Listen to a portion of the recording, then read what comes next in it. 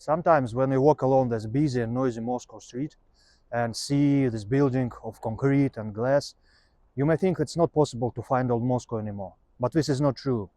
Atlantis of old Moscow hasn't sank completely. There are still many islands remains, large or small, but always beautiful and homely. And I promise you will find them.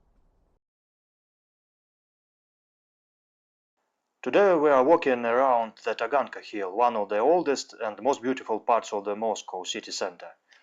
Our journey starts near the exit number 1 of Taganskaya metro station, when we walk along Goncharnaya Street to its end near the famous skyscraper. After this we pass through a Rumen side street and go back to the metro station. By the way, Tagan is a tripod put under a pot or a cauldron.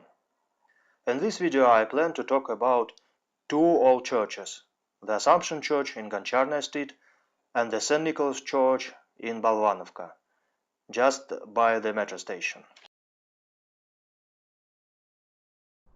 What do we actually know about the appearance of holy evangelists John, Matthew, Mark? As always, when it comes to people of remote past, not much. But the same problem was actual for the builders of this church, so Muscovite of the 17th century. They just didn't know what exactly the evangelists looked like.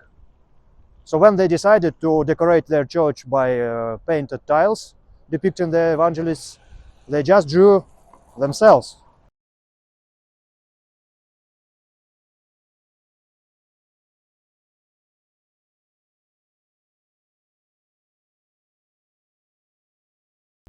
But I've got more ancient tiles for you.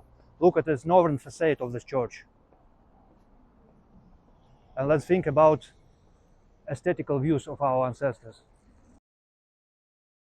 So let's give a look in detail. So a cross, a six-winged angel, a cross again, fruit, flowers likely, more flowers, more fruit, fruit again, flowers.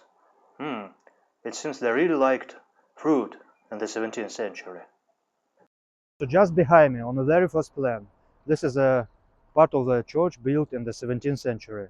Then the refectory part, and the following part built later. But can you see how tiny is it? Why is it so tiny? So it was built just a couple of decades after the civil war of 17th century in Russia. So the country was completely devastated, that most of the people were poor. But what people lived here? There were clay workers, brickmakers, potters, and various kinds of blacksmiths. So the professions most dangerous from a point of view of fire. The Tsar naturally sent them off, far away from the Kremlin, across the river Yauza here. But this church is very small, but still it is stone. So there's no problem of firing down every season several times. Please make a note of some details of the building. Please remember these small walls piling up to the drums. There are 5 drums, 1 is large, and 4 are much smaller.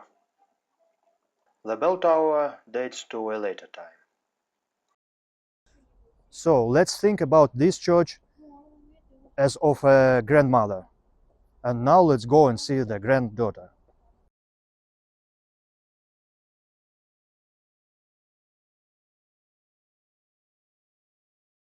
So here goes the granddaughter. This is the church of St. Nicholas in Bolvanovka. The word Bolvanovka literally means the place of stupid people. So there are many versions explaining this strange name of this area, but we should consider one fact. So in this church there is an icon of Our Lady with everyday name, increasing intelligence. So I think it's our chance to pray if we are here.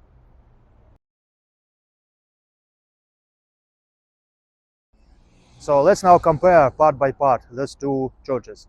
So give a look at the main volume of the church.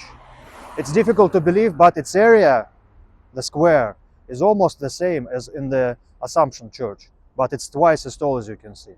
The middle part, the refectory part, is also very similar to what we see in the Assumption Church, but also it's twice as large. And also this bell tower, you see, it's huge. So this is just the same architectural style. But you can see how much more possibilities and resources and money had people of the second half of the 17th century compared to their parents in the first part of the 17th century.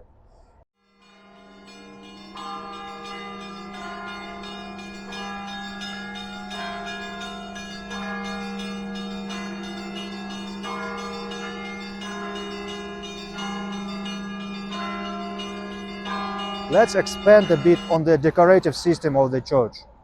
Can you see these small walls piling up to the drums of the church? So this is the most typical decorative style of the middle 17th century. And the same applies to this bell tower. If you see such a bell tower, you can be confident that this is something built in Moscow state in 17th or early 18th century. So let's now turn to these thick double columns and these decorative pieces just above the window, so-called cocombs or roosters.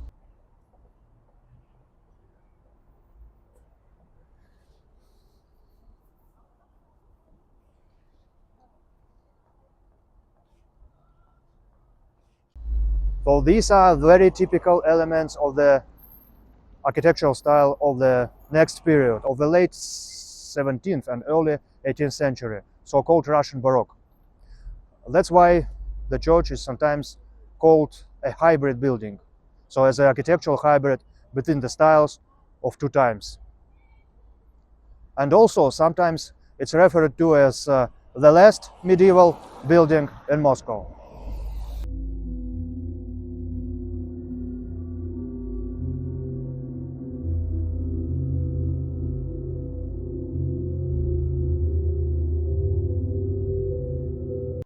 But please be confident, it's not only historical, but also a very entertaining place.